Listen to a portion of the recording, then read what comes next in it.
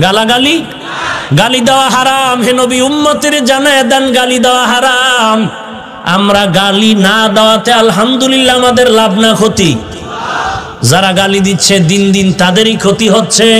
এর নবীর উম্মতের দল, গালাগালির থেকে জবানটাকে বাঁচাও। ক্বালান নবিয়্যু সাল্লাল্লাহু আলাইহি ওয়া আলিহি ওয়াসাল্লাম, সিবাবুল মুসলিমি ফুসুকু ওয়া কিতালুহু কুফরুন। আল্লাহর নবী বলেন, উম্মতের দল, মুমিন মুমিনকে গালি দেওয়া পাপিষ্টের কাজ। এক মুমিন আর এক মুমিনের বিরুদ্ধে জিহাদের ঘোষণা দেওয়া বেদিনের কাজ। মদিনার নবী বলেন, উম্মতের দল, দুটো জিনিস যদি হেফাজতের জিম্মা নাও, আমি নবী তোমাকে জান্নাতে নেওয়ার জিম্মা নিব। قال النبي صلى الله عليه وآله وسلم من يزمن لي ما بين لحييه وما بين رجليه أزمن له الجنة। আল্লাহর নবী বলেন, উম্মতের দল, যদি তোমরা দুটো জিনিস হেফাজতের জিম্মা নাও, আমি নবী তোমাকে জান্নাতে নেওয়ার জিম্মাদারি নিব। এরে নবীর উম্মতের দল, এক নম্বরে জবানের হেফাজত করো, দুই নাম্বার লজ্জাস্থানের হেফাজত করো। দুই জিনিস হেফাজতের যদি জিম্মা নাও, আমি নবী তোমাকে জান্নাতে নেওয়ার জিম্মাদারি নিব। জবানকে হেফাজত যদি করতে চাও, এক নম্বরে মিথ্যা কথা বলা যাবে না, দুই নম্বরে গালাগালি করা যাবে না। আল্লাহ মেহেরবানি করে মিথ্যা এবং গালাগালির থেকে আমাদেরকে হেফাজত করুন, আমিন। কি সমস্যা? কোনো খারাপ লাগতেছে? আল্লাহ কবুল করেন, বলেন আমিন। ভাইয়েরা আমার, জবানকে হেফাজত করার তিন নাম্বার কাজ হলো, কারো গীবত শিকায়াত করা যাবে না। পেছনে পেছনে কারো গীবত শিকায়াত করা যাবে না। আল্লাহ পাক কোরআনে বলেন, গীবত শিকায়াতকারী মরা ভাইয়ের গোশত খাওয়ার সমান অপরাধী।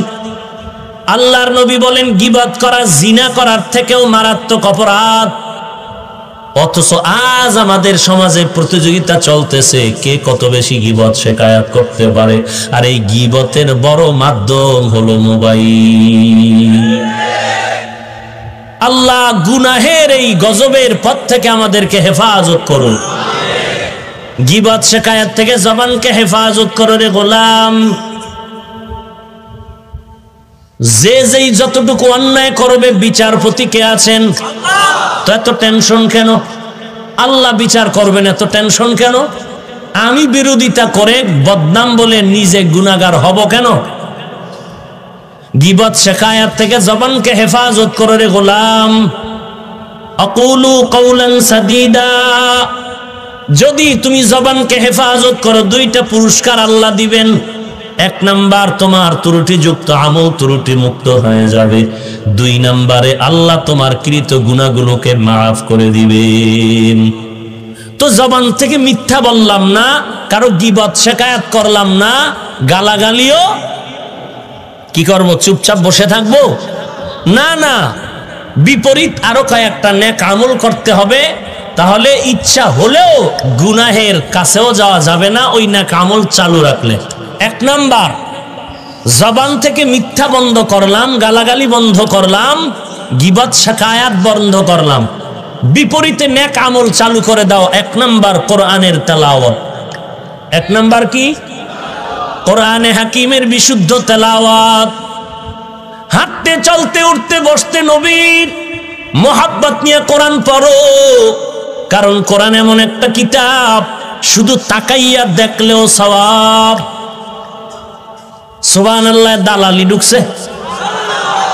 কোরআন শরীফ তাকায়া দেখলেও, বলেন বলেন। এখন কেউ যদি বলে অর্থ না জেনে পড়লে লাভ নাই, তার ফতোয়ার কি হবে? তার ফতোয়ার কি হবে জানার দরকার নাই। আমরা আল্লাহর কোরআন নিয়ে চলবো, কোরআন পড়বো, দেখবো, তাতেও সওয়াব। আমরা এই সওয়াব থেকে বঞ্চিত হতে যাইব না। রাজি আছেন? রাজি আছেন? এক নম্বরে কোরআনের বিশুদ্ধ তেলাওয়াত। বড় দুঃখ রে মুমিন, আল্লাহর কালাম তেলাওয়াত করবে তো দূরের কথা, কত আল্লাহর বান্দা 20 বছর 30 বছর পর্যন্ত পীরের দরবারে যায়, ওর পীরেও কোরআন পড়তে জানে না। এক নম্বরে কোরআনের তেলাওয়াত বলে পারি না। তো না পারলে কি করবেন? ঘুমায় থাকবেন? শিখতে হবে না? কোরআনের মতো দামি জিনিস আর কি আছে?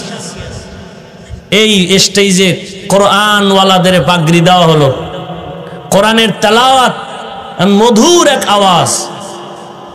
এই কক্সবাজারে এত ঘর আছে, বিল্ডিং আছে, একটা বিল্ডিং এর এক বিন্দু দাম নাই আজকের এই কোরআনওয়ালা বিল্ডিংটার যত দাম। আমি বান্দার কোনো দাম নাই তো এত দাম কেন? বলে দামের পেছনে আমার বাহাদুরি নাই, দামের পেছনে কাজ হলো কোরআন। আল্লাহর কোরআনের কারণে এত সম্মান। আল্লাহর কোরআন সিনায় লাগাও, আল্লাহর কোরআনের তেলাওয়াত চালু করো। একান্ত যদি কেউ বলে আমি পারি না, কি করতে পারি? সহজ বুদ্ধি হলো, বান্দা তুমি আলহামদু সূরা পারলে আলহামদু সূরাটা বড়। হাঁটতে চলতে মোহাব্বতে ওযুর সাথে পড়েন আলহামদুলিল্লাহ, ওযু না থাকলেও পড়েন, এক একটা অক্ষরে 10টা নেক আসবে। কি আলহামদু সূরাও পারেন না?